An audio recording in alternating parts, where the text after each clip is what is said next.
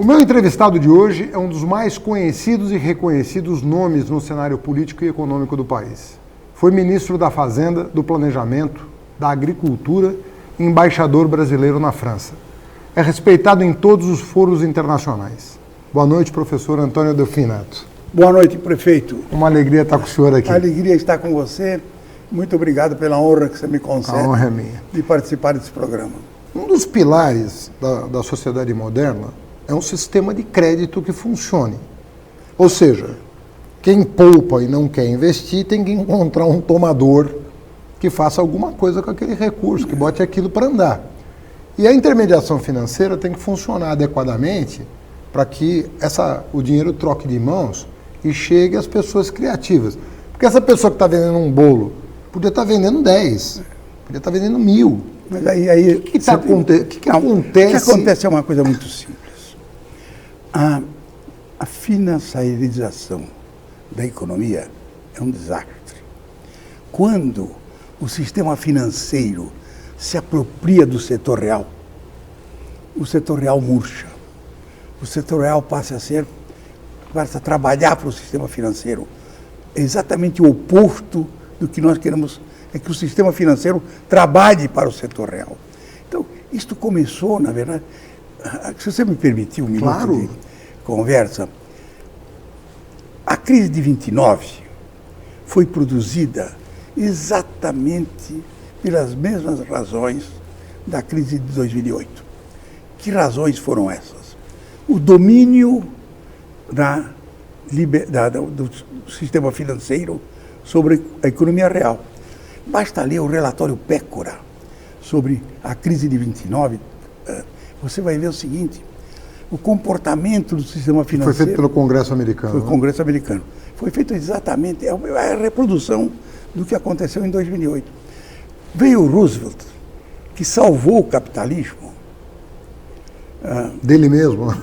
Não, salvou o capitalismo dele mesmo, porque, na verdade, o capitalismo na mão do sistema financeiro é o capitalismo primitivo. O sistema financeiro precisa de uma regulação muito forte, porque ele é importante para o desenvolvimento, mas ele pode ser um fator que retarda o desenvolvimento. Quando, na verdade, acontece isto, ele se apropria do setor real. O que aconteceu? O Roosevelt fez aquele negócio, separou o banco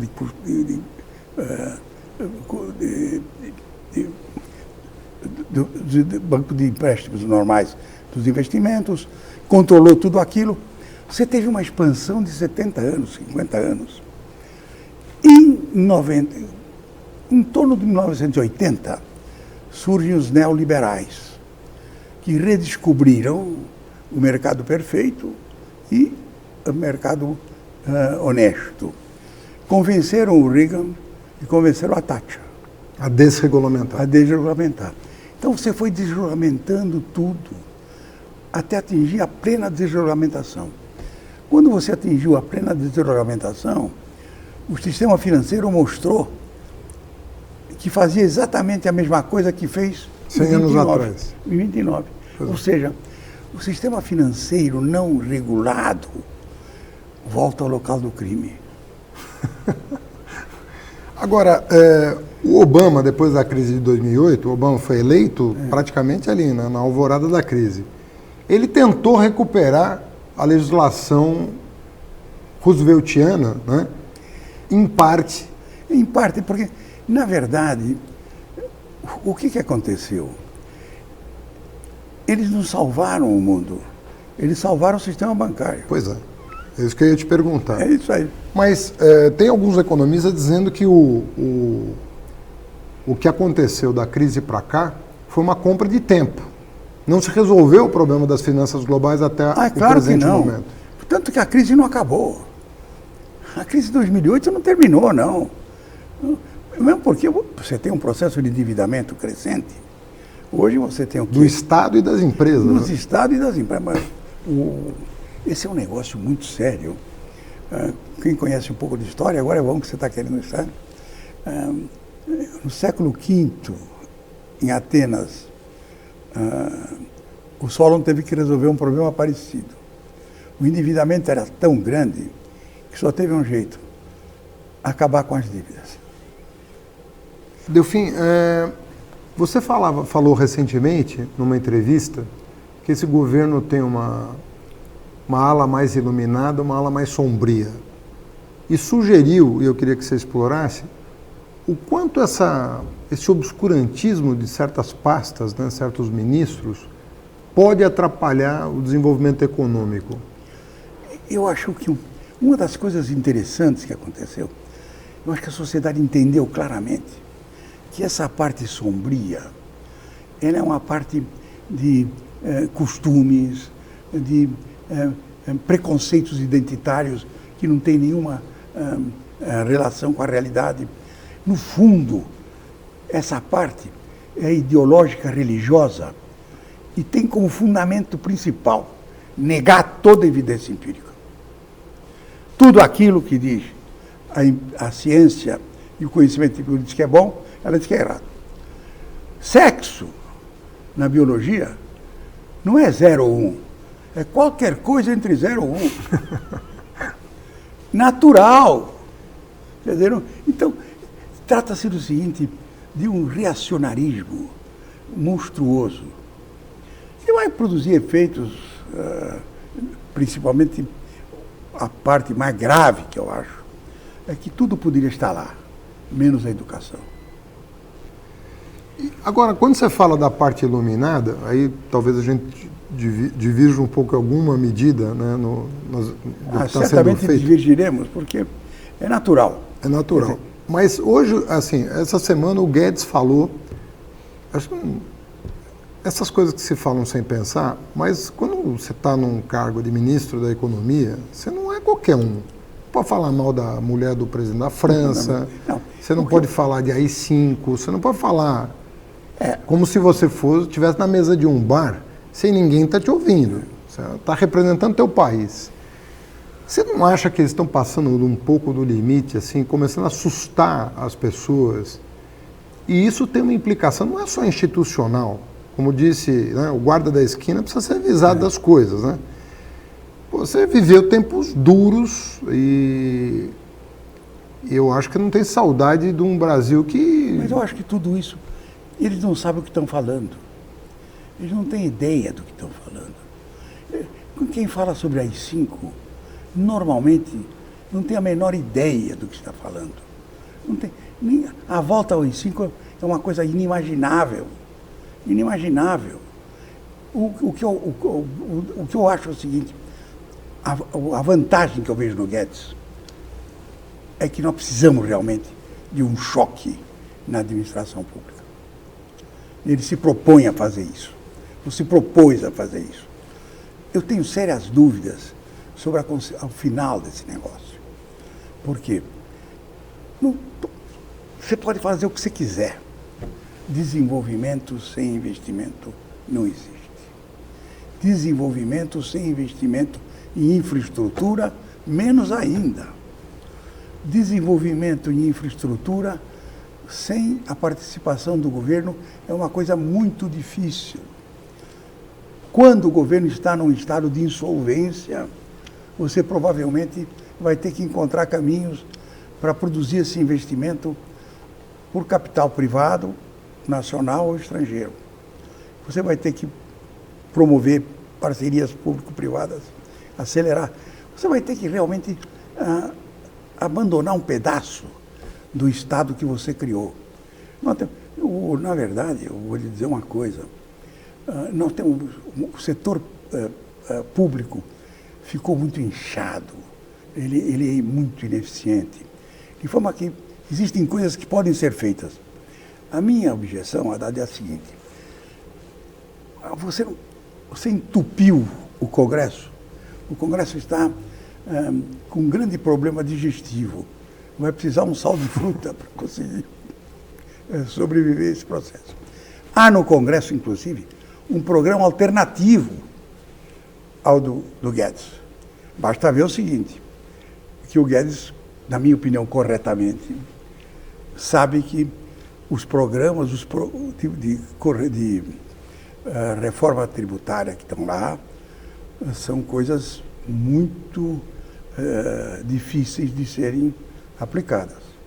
E também de resultado duvidoso. Eu fico impressionado quando alguém propõe no Brasil fazer uma coisa que vai durar 10 anos. Eu tenho 91 anos e meio. Eu já aprendi no governo, cada vez que você fixa uma data, o destino dela é ser prorrogada. Ao longo destes anos todos, desenvolvemos um corporativismo, é uma casta que se apropriou do excedente nacional. Então, e que é hoje poderosíssima. É quem tem o poder na mão. Não é o exército que tem o poder na mão, não. Quem tem o poder na mão são os burocratas que estão sentados lá, nos 3 poderes e no Ministério Público. Esta gente vai resistir de uma maneira tremenda. É por isso que eu digo o seguinte, eles deveriam ter feito uma coisa mais simples. Deviam ter ido ao Congresso pedir uma lei delegada. A lei delegada, as pessoas, mas isso não é... Claro, não é autoritário, não, está na Constituição, artigo 68. Uma coisa clara. É uma permissão para fazer um fast track, digamos, nos leilões de concessão, projetos, nas PPIs e nas privatizações. E aí o Congresso impõe condições. Quer dizer, você não pode fazer privatização para gastar em custeio. Você tem que fazer privatização para reduzir a dívida pública. Você não pode fazer qualquer que seja a privatização, você tem que ter uma autorização expressa do Congresso. Então, a lei delegada diria o seguinte, pode fazer isto, não pode privatizar isto. Só vale por 180 dias ou 210 dias, sob o controle do Congresso, é assim que está na Constituição, que pode suspender a qualquer momento, se houver um abuso. Assim, tem algumas inquietações. Assim, primeiro com os militares. Assim. O Lula outro dia se perguntou, assim, onde é que estão os militares nacionalistas desse país? Graças a Deus estão nos quartéis, aprenderam a respeitar. Você acha? Absoluta. As Forças Armadas profissionais não tem nada a ver com esse governo que está aí.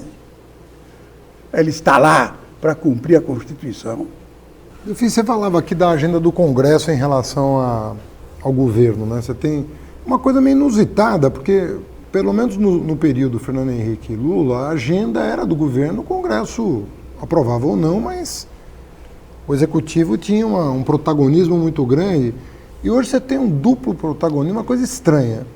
Você não atribui, em parte, isso ao fato de que o Guedes parece não ter na sua equipe o que a gente chama de policy maker, formuladores de política? Você tem técnicos reconhecidos, sabem preencher uma planilha, sabem fazer uma conta, sabem estudar o impacto de uma medida. Mas aí eu acho, na verdade, a perda de protagonismo do Executivo, infelizmente, foi na Dilma.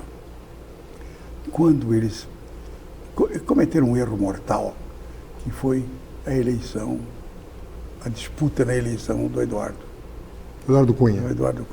Eles não tinham nenhuma condição de competir, deviam ter assumido e ficado quietos. Não teria acontecido nada. Essa é que é a verdade. Aquilo foi um ato insensato, do qual estão pagando um preço danado. O Brasil todo pagando até hoje. Um preço danado. Agora eu acho o seguinte, todos os poderes hoje têm uma tendência enorme de extrapolar o seu próprio poder. A maior coisa que existe, eu acho que esse processo de judicialização da administração, não é? Invadiu tudo. Você tem uma coisa muito séria, e tem uma reação.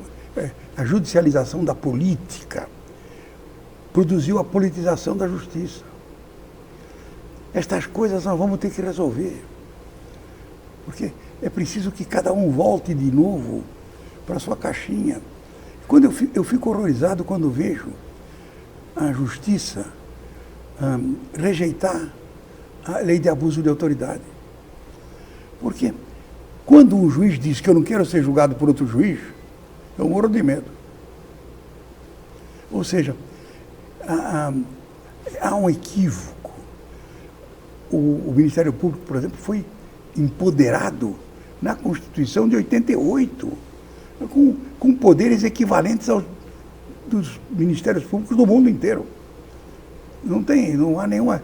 E o combate à corrupção foi com leis aprovadas pelo Congresso, inclusive no governo Dilma. Claramente. Então, é o seguinte, essas tentativas de separação entre uma justiça pura e uma política corrupta produziu um desarranjo no qual nós estamos vivendo. Você acha possível, com medidas corretivas, no curto prazo, a gente recolocar a coisa nos trilhos? Deixa eu te dizer, Dari, eu acho que só a justiça pode corrigir a justiça. Isso faz parte do Estado democrático de direito.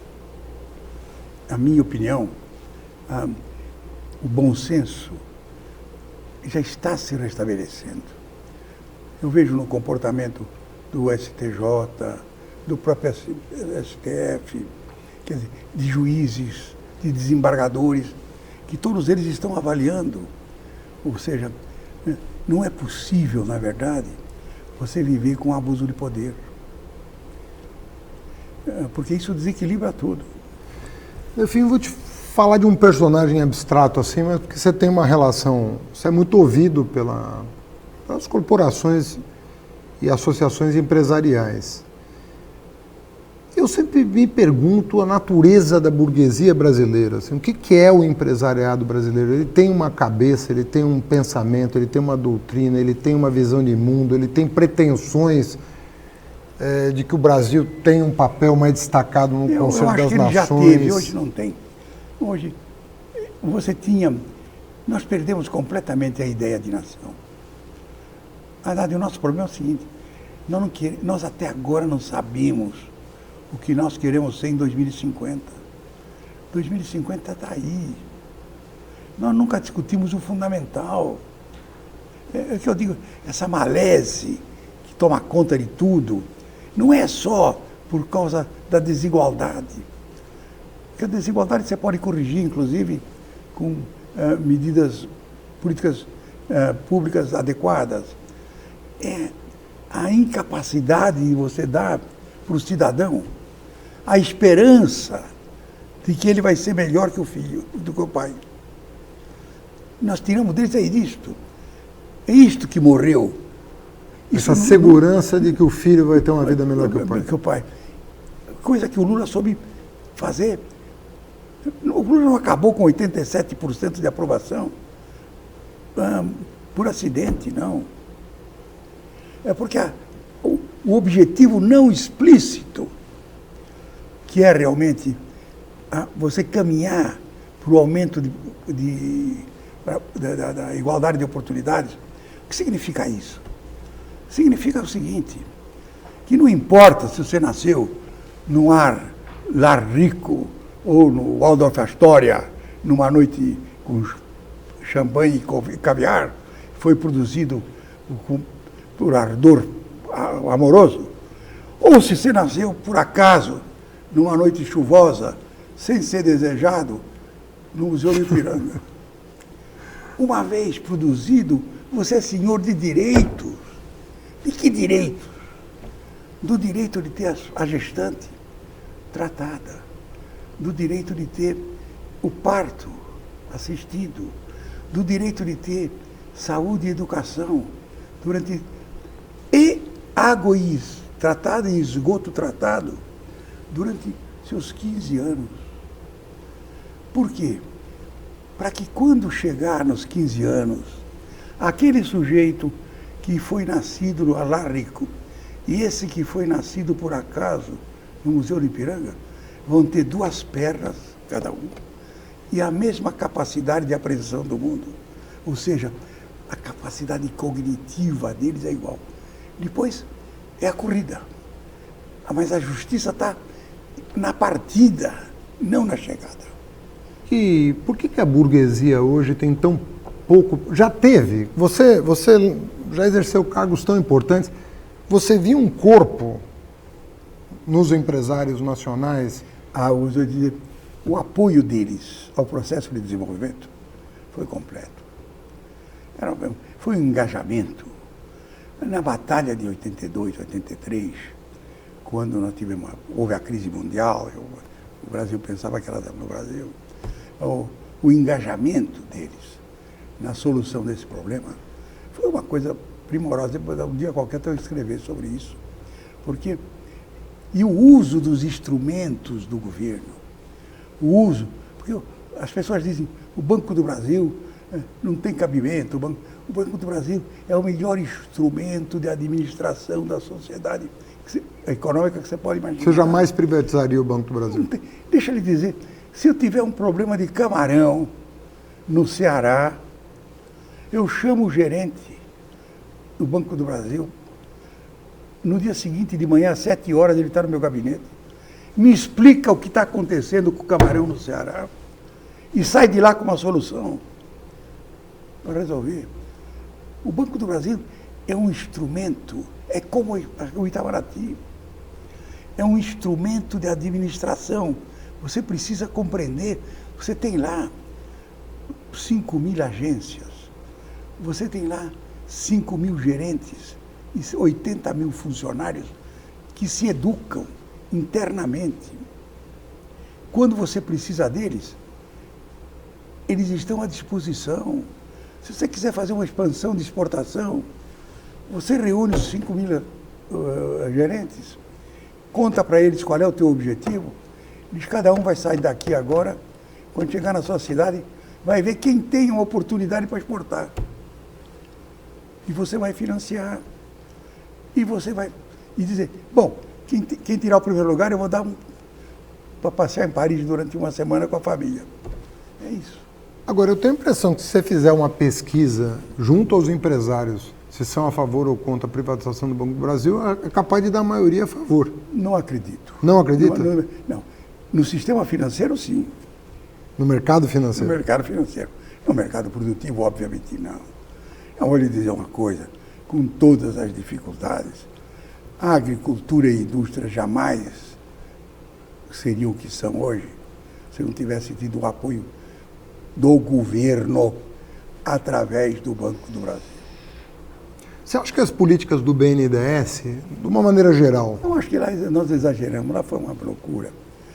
Agora, o BNDES é um instrumento muito útil, porque em condições normais, você vai ter projetos sociais que têm taxas de retorno muito maiores do que as taxas permitidas pelo mercado, do que a taxa de juros do mercado. O que você precisa fazer?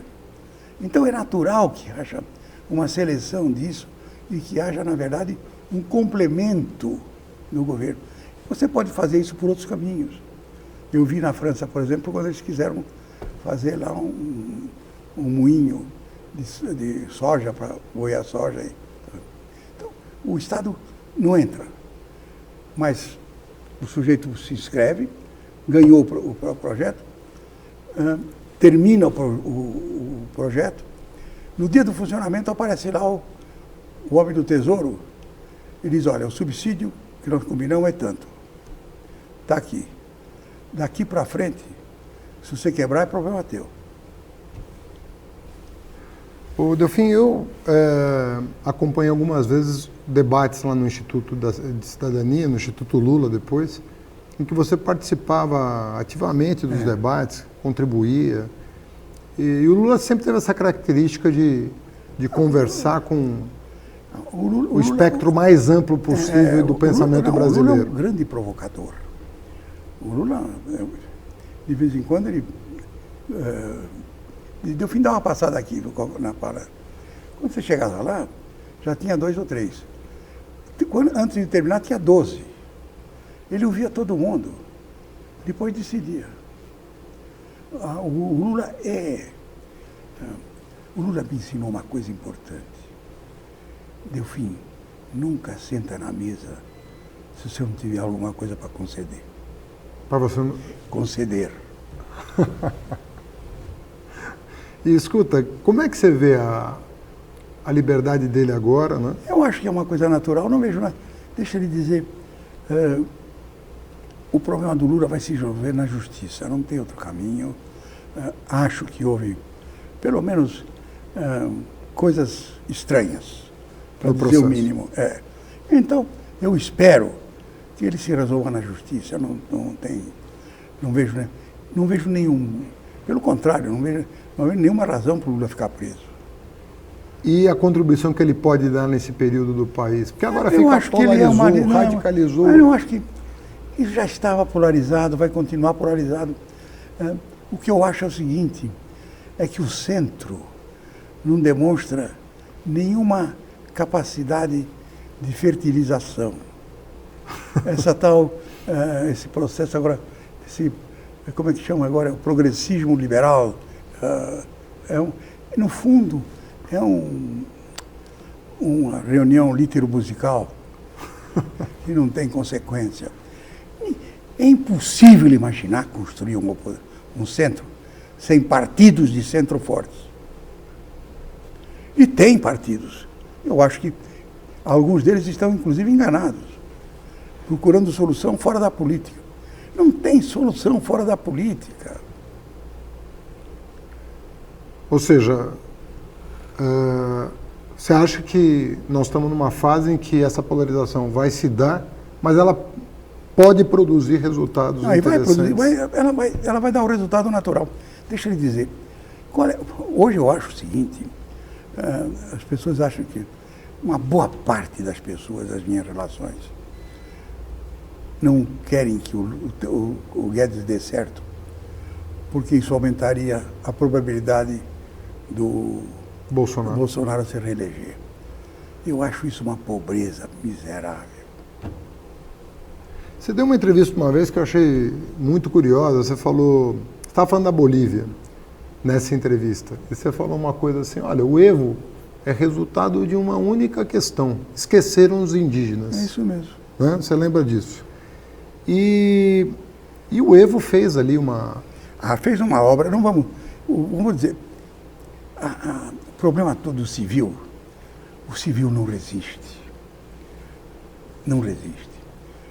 É o que eu digo, quando vence, ele quer provocação. Uma das vantagens do Lula foi com 87% e para cá dizer não. Foi o caso do Médici, que no final do governo tinha lá uma aprovação gigantesca e não teve jeito de dizer fica mais um pouco. É o sujeito que tem um conceito de missão. Então, agora, a única vez que eu votei contra o Fernando Henrique foi na reeleição. 98. Em 98. Foi a única vez que eu achava o governo bastante razoável, tinha lá. Foi a única vez que realmente eu votei contra. Porque eu acho que isso é uma coisa terrível. Porque no civil isso é um